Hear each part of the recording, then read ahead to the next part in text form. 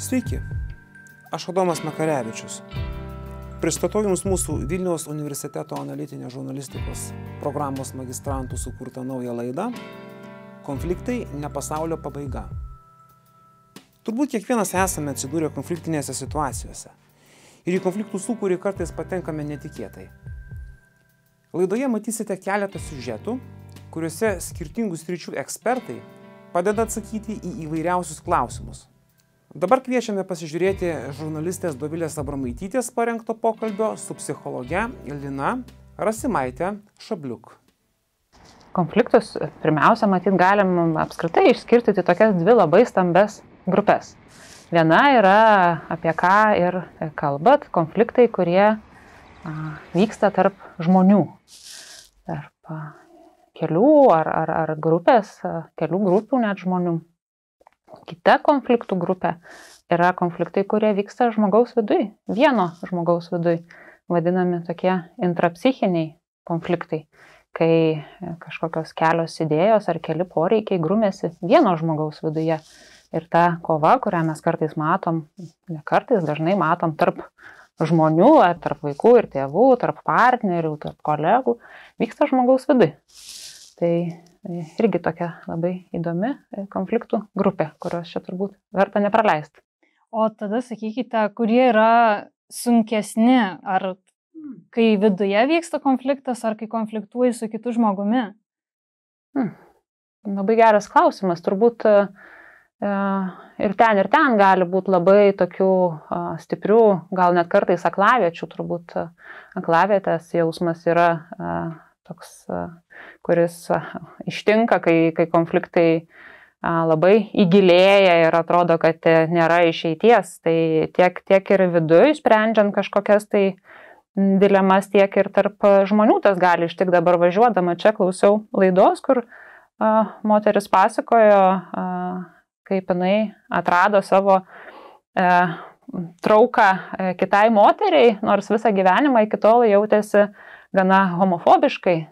Ir tai yra milžiniškas vidinis konfliktas, ką tai reiškia, tokį jausmą pajausti, kurio negali pakęsti kitose žmonėse, taip pat ir savy.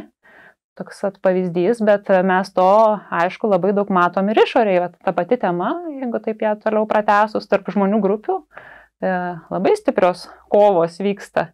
Vieni kitų nenori pripažinti, įsileisti, kažkaip arčiau būti. Tai tokie vertybiniai konfliktai, vertybinio pagrindo konfliktai iš esmės yra labai sunkus pagal apibrėžimą. Taip, kas tai bebūtų, ar tai būtų apie kažkokias seksualinę orientaciją, ar tai būtų apie kažkokius etninius, kultūrinius dalykus. Šitie konfliktai, kai konfliktuoja dvi skirtingus tokius vertybinius įsitikinimus turinčios grupės, yra sunkiausiai sprendžiami, vieni sunkiausiai sprendžiamų. Kuo konflikto kažkokių pasiekmių vertė yra mažesnė, mažiau svarbi, tuo jie yra lengviau sprendžiami. Pavyzdžiui, ką valgysim vakarieniai, gali susipešti, bet iš principo didelių pasiekmių greičiausiai nebus ir tą konfliktą nesunku išspręsti. Tai visai kita kategorija negu ta prieš tai minėta, jaučiasi. O galbūt vyksta kažkokie smegenyse procesai, ar kas įvyksta apskritai žmoguje, kad mes konfliktuojame. Kas tai priveda prie konflikto, kad tiek su savimi, savo mintyse atsiranda kažkokie prieštaravimai. Taip lyg atrodytų, kad čia kažkas nenormalaus, bet tai visiškai natūrali būsena. Aš turiu savo kažkokią poziciją, savo situaciją, štai kitas žmogus turi kitokią, kuri ateina iš jo patirties, iš jo dabartinės situacijos ir mes susiduriam. Ir jeigu mūsų situacijos kažkaip nesutampa, ir derlinga žemė konfliktui.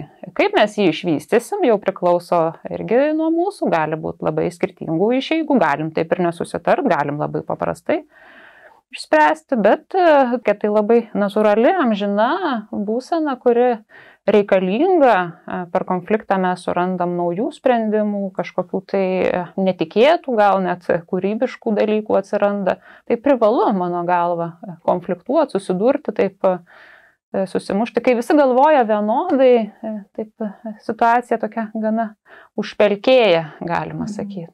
O kai skirtingai, kažką galim naujo iš to atrasti. Tai labai geras dalykas, kai yra konstruktyviai su tuo tvarkomasi. Kartais jie labai žiaurūs ir be išeities matai, kad žmonės išsidrasko, išsiskiria, bet, matyt, tuo metu ten kitaip neišėjo.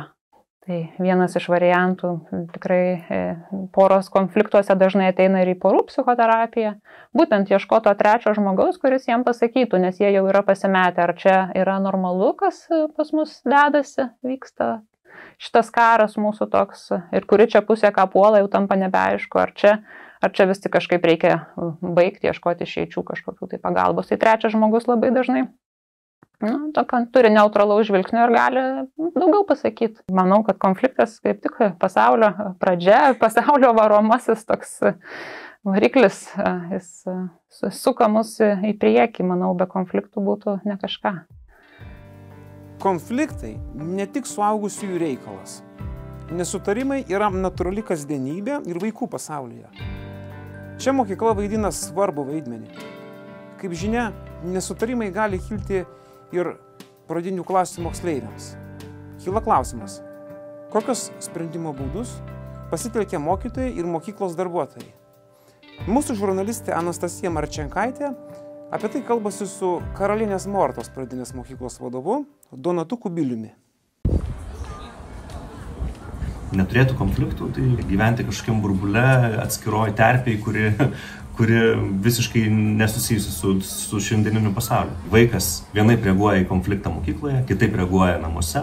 Dažnai mes susitinkam netgi su tėvais ir pradedam kalbėti apie pasakoti apie vaiką. Ir tėvai sako, čia tikrai apie mano vaiką pasakoja, nes jisai toj terpėj elgiasi taip, galbūt jisai sulaiko emocijas. Namuose tas visas emocijas išleidžia ir konfliktas gaunasi tarp tėvų. Bet mokykla irgi būna įtraukta į tuos procesus, tai vėlgi mes skaičiuojam ne vien tik tai, kas vyksta būtent mokyklos ribose, kas vyksta šeimose, kaip jie gyvena, kokį socialinį gyvenimą ir panašiai. O kokio pobūdžio dažniausiai mokykloje kyla konfliktai? Ar tai būna, pavyzdžiui, dėl pažymių, ar tai yra dėl santykių su mokytojais, su klasiokais, o gal dėl kažkokių kitokių priežasčių? Tos priežastys visiškai įvairios yra. Ir vienas iš svarbiausių turbūt momentų, kaip mes galvojam, kad negalvoti, kad tai yra nesąmonė. Jeigu vaikui tai yra svarbu, mes turim nusileisti į vaiko lygį ir galvoti apie jį. Jeigu jam kamulio, nežinau, draugas paėmė kamulį, jam tai yra šios dienos pats svarbiausias dalykas yra. Ir jeigu mes sakysim, baik, nesinervuok ir visą kitą, užgniaušim jo tas emocijas, ir sakysim, kad čia yra visiškai nesvarbu, jisai mūsų nesupras. Mes jo nesuprasim, didės tarpas tarp vaiko ir suaugusio žmogaus, tai mes to nenorim. Mes nusileidžiam iki vaiko lygmens, aiškinamės, kodėl tau kilo tokios situacijos ir panašiai. Tai tų situacijų, kaip ir minėjau, nuo kamulio atėmimo iki, nežinau, suaugusio žvilgsnio ir panašiai. Nebūtinai tai išauga į konfliktą, bet kažkokias užuomazgas mes stengiamės pamatyti, kurios neleistų tam procesui vystytis ir plėtotis iki kažkokio didesnio konflikto. Aš manau, kad tas konfliktas nėra blogis iš savęs. Žiūrint, kaip mes jį žvelgiam ir kaip mes mokam reaguoti į tam tikras situacijas. Jeigu skirtingų nuomonių turėjimas ir mokėjimas jas reikšti ir mokėti susirasti tą sprendimą, tai yra labai didelis gebėjimas. Tai mes netgi į pradinės mokyklos programą esam įtraukę ir debatų programas, viešai kalbėjimą, kad jie mokėtų diskutuoti, kad ieškotų sprendimų. Nes gyvenime tų situacijų yra ir visada išvengti konflikto, tu negali. Tu turi mokėti su tuo, turėti tą konfliktą ir iš to išeiti, susirasti, nežinau, bendrą sprendimą, nebūtinai bendrą sprendimą, galbūt kažkur nusileisti, kažkur ieškoti ir turėti savo tvirtą nuomonę ir tiesiog sakyti, sutarti, kad mes nesutariam. Tai irgi yra visiškai neblogas žingsnis, tiesiog tam tikroj pozicijai neturėti sutarimų yra gerai. bet žiūrėti į kitą žmogų ir užgaulioti, tai yra negerai, ką mes turim stabdyti ir tą turim visi suprasti nuo suaugusio žmogaus iki pačio mažiausio priešmokyklinio. Kaip jūs mokyklos su kitais kolegomis sprendžiate konfliktus? Galbūt turit kažkokius tam tikrus patikrintus būdus, o galbūt yra kūrybiški, kažkokie kūrybiniai būdai, kurie padeda išspręsti konfliktus? Vieno tokio auksinio būdo niekada nėra. Tu visada esi procese. Surandi vieną būdą, jisai geriausiu atveju kokį mėnesį gali veikti, tada imi ieškai kitų sprendimų. Ką mes mokykloje esam pagalvoję apie tos tokius bendrinius dalykus, kaip sisteminius, kurie manom, kad turi įtakos vaikų formavimas. Tai vėlgi, mokymasis bendradarbiauti, bendradarbiavimo tam tikros užduotis. Klasių perdėliojimas su kitais vaikais. Kiekvieną dieną vaikai dirba su kitomis grupėmis. Mokėti būti su skirtingais žmonėmis, ieškoti sprendimų tenai. Turime pasidarę kvėpavimo pratimus, kvėpavimo korteles specialias, kada vaikas supyksta, kad jisai galėtų iškvėpuoti tą dalyką, ramiai išbūti ir tada grįžti į tą savo normalią būseną ir pradėti kalbėti. Mes nuo pat mažens su vaikais kalbam, kad jeigu tau sukyla pyktis, dažniausiai jisai užtemdo protą ir tu negali teisingai priimti sprendimą. Nusiramink, pakvėpuok, tada atsiras sprendimai, tu pradėsi galvoti ir dažniausiai ir greičiausiai turbūt ir surasti tą sprendimą. Bendradarbiavimas su tėvais, nuolatinis tas ryšio palaikymas. Mes esam sutarę su tėvais. Kalbėkim ir neleiskim istorijai kurtis mūsų galvose. Nes dažniausiai mes, jeigu kažko nežinom, mūsų pasąmonėj pradam kurti istoriją ir tada iš tos istorijos kažkoks požiūris atsiranda ir tada konfliktinė situacija. Su vaikais lygiai tas pats, tik tai jau mokytojų lygmenį, jie turi bendradarbiauti, kalbėti su vaikais, nes vaikams dažniausiai užtenka to tokio ryšio, dėmesio ir jie linkę yra kalbėtis, ypatingai pradinėje mokykloje. Turime vėlgi emocinio intelekto programą, dirbame su Kimočių programa, kur kalbamės su vaikais apie jų emocijas, kaip jas reikšti tinkamai ir panašiai. Tai tų būdų įvairiausių yra, tokių smulkesnių be galo daug, bet juos, sakau, keičiame nuolat ir žiūrime, kas veikia tam tikram amžiaus tarpsniui ir kiek laiko jis veikia. Santykiai ne visada tik meilė ir darna. Kartais dūžta viltis, griūna šeimos. Tuomet savi sunkumai kyla tiek suaugusiems, tiek vaikams. Teismo vaikų psichologo pareiga – padėti jiems atsiverti ir liudyti teismo procesuose. Žurnalistė Vaida Kerienė kalbasi su Panevėžio apskrities teismo psichologu Nerijumi Ogintu. Esame vaikų teismo apklausos kambaryje. Psichologas padės suprasti vaiko vaidmenį teisminiuose šeimos ginčų procesuose. Dalinsis patarimais, kaip valdyti konfliktus šeimose. Čia jau civilinėme procese, jeigu vyksta skyrybų procesas, ar tėvai išsiskyrė ir konfliktuoja, tarpusavį nesutarė ir naudoja vaiką kaip kažkokią priemonę pozicijoms sustiprinti ar pasiekti tikslų vidinių, kovojant su kita šalimi, sakykime. Svarbu padėti vaikui suvokti, kad jis nėra kaltas dėl to, kas vyksta. Tačiau dažnai vaikai matę įvykį ir apie jį pasakodami jaučiasi kalti. O jeigu čia ne civilinis procesas, o baudžiamasis procesas, kai tarkim mūšė jį kažkas. Arba matė, sakykime, kai kažkas iš tėvų vienas kitą mūšė. Tai irgi vaikas gali jaustis kaltas vien pasakodamas apie tai. Ir realiai jis turi teisę atsisakyti, duoti parodymus apie savo šeimos narį, arba atsakyti kai kuriuos klausimus. Ir va čia jau reikia pradžioj susitarti. Dėl to, ar vaikas sutinka duoti parodymus. Vaiką susitikimui su teismo psichologu reikia paruošti iš anksto. Kur jis vyksta ir ką jis darys. Kad svarbu, kad jis papasakotų tai, ką žino, kad tai būtų tik tiesa ir kad būtų vaikas informuotas bent, kiek galima anksčiau, kad reiks ateiti. Nors kartais labai pagunda tėvam yra pasakyti paskutinę minutę.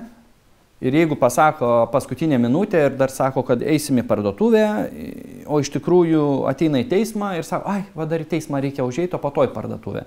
Vaikas jaučiasi apgautas, su tam tikrų vidinių nepasitenkinimo jausmus jis gali nepasakoti. Konfliktų sprendimo įgūdžių vaikai mokosi šeimoje. Konflikto metu dažniausiai pasitaikanti klaida, tai per anksti padarytos išvados. Kažkas kažkaip pažiūrėjo, kažką pasakė ir jam jau aišku, kad ką anas turėjo omeny. Nežinau, čia taip kaip jeigu vyras ir žmona kažką vyras pasakė ar kažką žmona pasakė, ana pusė jau iškart suprato, ką padarė, ką tai reiškia ir iškart net nekelia klausimo, net nesišneka apie tai. Imasi priemonių, tarkim, nebesišneka. Arba taip jau atsako, kad jau anas jau jaučiasi tikrai kaip dantis būtų išdaužtas. Tikrai pritariu ir sutinku, kad žmonės kažkaip jaučia grėsmę kalbėti, nes jeigu aš kalbu, jeigu aš pasakau, kad man kažkas nepatiko, kažkas iškart gali apkaltinti, kad nu kaip tai tau nepatiko, jeigu tau nepatiko, tai tu su tavim problema kažkokia. Bet vadinasi, anas nekonstruktyviai, anas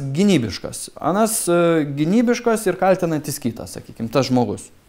O aš bandau spręsti problemą. Nu, realiai kaip išmokti ją spręsti. Nu, tai užtat ir sakau, kad šeima labai svarbi, nes jeigu pavyksta šeimoje kalbėti su tikslu išspręsti problemą, tai tą įgūdį žmogus ir nešasi. Ir jis tada supranta, kad, nu, kol nesupratau, nu, pavojinga duoti iškart, kaip perkeltinė prasme, duoti snukį, ta prasme, taip emociškai, piktai kažką atsikirsti. Tas atsikirtimas dažnai kito gali būti suprastas kaip puolimas, kad nebesupranta viens, kuris čia smurtautojas, o kuris auka. Kai kurie žmonės, netgi šitaip jie, jeigu jo atsiprašė, jis tada supranta, kad anas kaltas buvo. Ir nemato to vertės, kad atsiprašymas yra kažkoks bandymas eiti į nuoširdų pokalbį kažkokį atviresnį. Ką daryti tuomet, kai emocijos pasiekia aukščiausią tašką ir konfliktas vis dėlto jau įsiplėskė? Kai esi tam tokiam jau pike, kaip pasakėt, reikia, sakyčiau, apskritai gerai šeimoje susitarti, nerėkti ir kalbėti pagarbiai. Negalima tono kelti. Nu, nebent svarbu parodyti, kad tu supykai, bet negalima rėkti, negalima žeminti. Ir jeigu tai prasideda, žinokit, kvėpuoti, suskaičiuoti iki 10, čia tokios labai primityvios technikos. Dabar tik stop, truputį stop, tylėk, viskas, pabūk minutę bent, patylėk. Po to dar 10 minučių patylėti. O tada jau būtų, taip žmonės nedarys, bet šiaip labai tokiais atvejais, jeigu tikrai esi dėl kažko piktas, labai būtų gerai užsirašyti, dėl ko tu pyksti ir tada aiškiai susakyti, netgi perskaityti, aiškiai esminę problemą, dėl ko tu pyksti. Tai labai nenatūralus procesas, aiškintis ten užsirašius ar kažkaip, bet čia būtų tai, kas padėtų konstruktyviai spręsti. Paprastai konfliktus sprendžiame patys. Vis dėlto, kartais prireikia ir tarpininkų pagalbos. Štai Lietuvos policijos komisaras, inspektorius Dalius Mackela dažnai susiduria su viešosios tvarkos pažeidimais. Kaip antai smurtas, ginčai, grasinimai. Jį kalbino mūsų laidos žurnalistas Domantas Bronušas.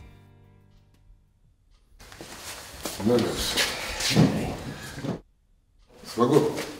Dalius Mackela daugiau nei 20 metų dirba policijoje. Dažnai turbūt esate matę jį laidoje Farai.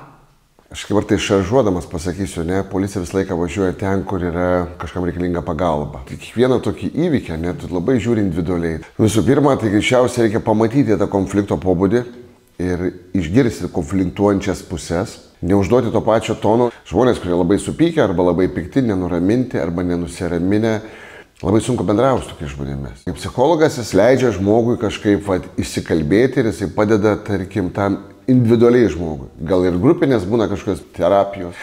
Tai mūsų situacijų tarnybos, tai mes turim gelbėti visą situaciją. Kokie pastebėjote efektyviausi konflikto valdymo metodai? Leidimas žmogui būti išgirstam, tai yra išklausimas. Be abejo, jeigu tai truks parą, mes tikrai tiek laiko neturėsime. Kiekvieną konfliktą dažniausiai užgesina tinkamas pasirinktas kažkoks tinkamas bendravimo būdas. Į to žmogaus situaciją pažvelgti labai empatiškai. Visą laiką mes pradžiai paprašom, po to mes pareikalaujam, jau kalbant iš tos pareigūnos perspektyvos. Yra žmonių, kurie konfliktuoja, tiesiog jie būna supykę, Ir tu, kai pareigūnas, tu atvažiuojant tos bangos, kai jau jinai būna nuslobus, mums pasirodžius, jinai vėl kyla į viršų, nes žmogui reikia pasikartoti, kas čia įvyko, nes mes to kaip ir nematėm.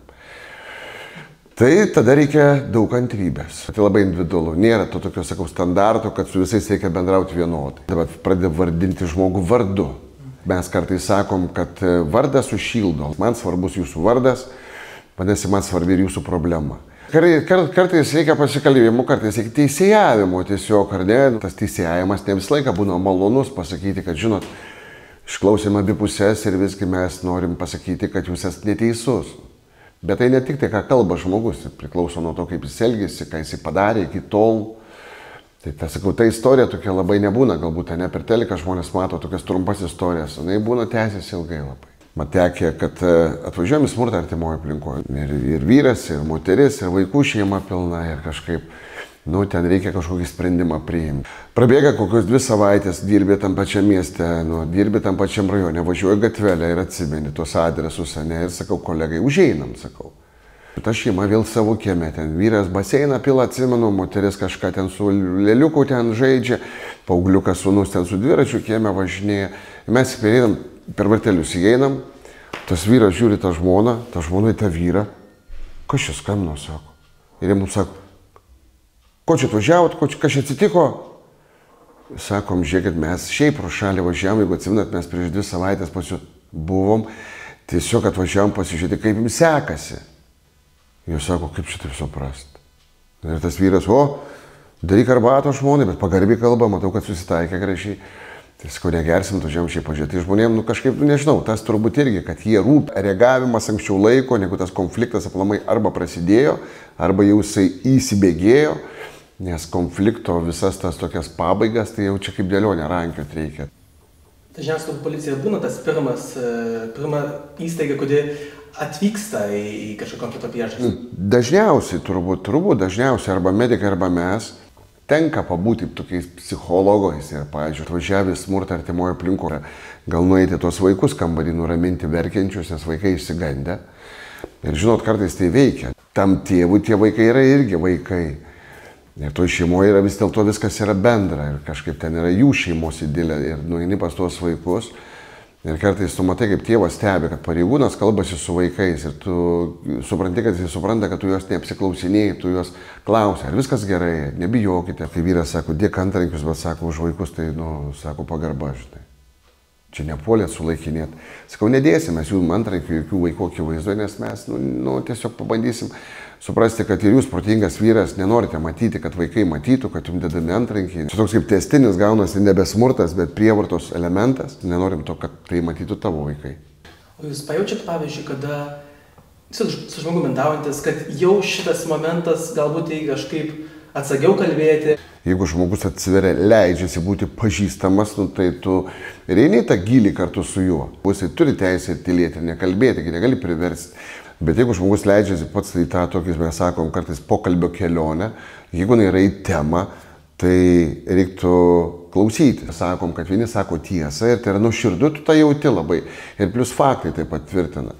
Kiti bando kažkaip kalbėti apie tai, kas atrodo jam naudinga, bet jis nenori pasakyti mum. Jis nėra nesąžiningas, bet kai ką nuslepia, tada kartais reikia paklausti. Kartais yra tokių pašnekovų, kur tu kalbės tavo kalbą, tu užsigert norisi, žinai. Nuo to melo supranti ir tu supranti, kad toks saldus melas yra ir kažkaip, bet kartais paklausiu žmogaus klausimo, net neatsakymas būna atsakymas. Ir ten būna tą pokalbį apsuki ir paskui grįžti vėl nuo pradžios. Ir vėl, tu klausi tų pačių dalykų, gal kitais žodžiais, bet tiesa turėtų būti tokia pati. Ten, jeigu buvo 2, tai atsiranda 3, jeigu ten buvo 7 valandą, tai atsiranda 9. Ir tu tiesiog sakai, kad mes čia laiką gaištam, tiek mums čia dabar. Bet laiko reikia išklausyti, negali primsti, tu man meluoji, ar ne? Žmogus gali ir neatsimint kartais, bet tai tas pažinimas žmogaus toks pakankamai svarbus dalykas, jisai padeda spręstas konfliktines situacijas. Džiaugsmą mums teikia tada, kada atvažiuoji, ten visi pikti, kirviai smojuoja, išvažiuoji, visi laimingi, atsiprašo, susitaikė pažada, kad daugiau taip nesielgs. Va, mūsų toks darbas ir tai ir atperka tą negatyvą, kurį patiriam. Pasistengti gyventi tiesoje su savimi ir su visuomenė. Kartais mes galim apgauti visuomenę, kad mes esam teisūs, bet viduje puikiai žinom, kad esam neteisūs. Iš to dažnai kyla tie konfliktai. O jeigu tu nežinai, kad tu negyveni tiesoje, tai jeigu tau tai bando paaiškinti ir tu supranti, kad tu jau supratai, kad tu neteisus, pripažinti. Tiesiog pripažinti, turėti nuolankumą, kartais mokėti atsiprašyti, mokėti priimti kitus. Nes mes turim ir galim ir privalom būti skirtingi ir neprivalom būti visi mąstantis kaip aš. Tai yra ta tolerancija kažkokia tokia, ar ne, empatija. Ir tada kažkaip galvoju, kai yra nuoširdų santykiai tarp žmonių, tų konfliktų tikrai yra mažiau. Galiausiai į konfliktų temą pažvelkime per tikėjimo prizmę. Kokia yra konflikto prigimtis religinių požiūrių? Kaip su to susijusi pirmoji žmogaus nuodėmė?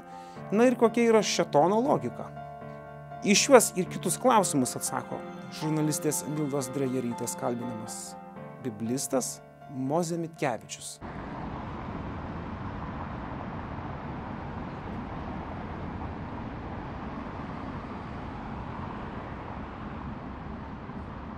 Aš esu biblistas ir bandau ieškoti visų atsakymų Dievo žodyje Biblijoje, kurios pirmoji knyga, pradžios knyga, 11 skyrių pirmųjų bando tiesiog atsakyti mito pagalba, iš kur atsiranda blogis, kaip apskritai atsirado žmogus kūrinyje. Tai va tame kontekste atsiranda ir pirmasis konfliktas tarp Dievo ir žmonių. Žmonių, kurie padaro pirmąją nuodėmę, nusižengdami Dievo valiai ir išduodami turbūt savyje dieviškumą arba kažkokį meilės principą. Tai vat jau ten yra pirmasis konfliktas ir kuris yra Dievui irgi problema, nes jam reikia kažkaip būti su tais žmonėmis, su savo kūriniu ir jis trokšta būti, o žmogus slepiasi nuo Dievo. Biblija pasakoja, kad visa tai atsiranda dėl šėtono pavydo žmogui, kuris yra sukurtas pagal Dievo paveikslą, yra išaukštintas. Ir jis mėgina sugundyti ir jam pavyksta žmonės suklaidindamas įvesti į tokią būtent būseną, konflikto būseną su Dievu, o paskui aišku ir su savim pačiu. Tai religija krikščioniška, bet taip pat ir judaizmas, apskritai bažnyčios mokymas, netgi prie viso to, suvokia konflikto priežastį būtent prigimtyje, mūsų pažeistoj prigimtyje, kurie atsiranda su pirmąja nuodėme. Tai reiškia, mes iš prigimties esame linkę į konfliktą. Ir linkę, bet taip pat tai nėra kažkaip tai besąlygiškai nulemta. Nes vis tiek žmogus, jisai pajėgus kurti dialogą. Ir tą pajėgumą jau užtikrina šventosios dvasios buvimas mumise, ką mes suvokiam kaip paties Dievo buvimą mumise. Dievo, kuris yra taika, kuris yra meilė, kuris yra ramybė, kuris yra ir dialogas, galima netgi taip jį pavadinti.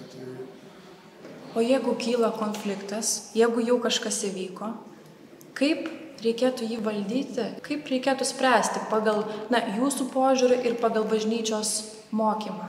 Tai vėl aš žiūrėčiau į Bibliją, ką daro Dievas pirmiausia su konfliktu, pirmuoju konfliktu. Tai jisai keičia kryptį. Normaliai turėtų turbūt sunaikinti žmonės kaip nevykusius kūrinius, bet jisai keičia kryptį ir mėgina išganyti žmoniją. Tarkim, simbolių pagalba, jeigu kalbėtume apie pirmuosius žmonės, Ievą ir Adomą, tai jie buvo apvilkti pačioj pradžioj Dievo šlove, spindėjo ir dėl to, kaip Biblija sako, nors ir buvo nuogi, bet nejautė gėdos. Tuo tarpu po konflikto jie neteko savyje to spindesio, Dievo šlovės. Bet esmė turbūt, kad žmogus bandė susigrąžinti tą šlovę, kurią pirminę prarado, savo pastangomis bandė susigrąžinti ir tas nepavyko. Atleidimas keičia žmogų. Tai vad galbūt ir mums tai yra receptas, toks galėtų būti principas kažkoks bendras, kaip reaguoti į konfliktus per atleidimą. Per atleidimą ir per troškimą kažkaip kurti, būti kartu. Man atrodo, visi konfliktai kyla iš to, kad mes atmetam kūrimo galimybę. Mes norim suvienodinti ir tada palenkti kitą, kad jis galvotų taip, kaip aš, elgtųsi taip, kaip aš. Bet tai yra šėtono logika, nes šėtonas jisai nėra kūrėjas ir jis negeba kurti, jisai geba tik tai kopijuoti ir labai nevykusiai. Man labai įdomu, o ar jūsų, sakykime, kunigų bendruomeniai, bažnyčios bendruomeniai, ar būna, kad kyla kokie konfliktai? Tai esam žmonės, pirmiausia, nuo to reikia pradėti, o kadangi esam žmonės, tai pasireiškia ir visi tokie labai žmogiški dalykai, nuo kurių dažniausiai kyla konfliktai. Tai yra emocijos, įsiskaudinimai, galbūt kažkokie įsižeidimai, gal ir kompleksai, kitasi.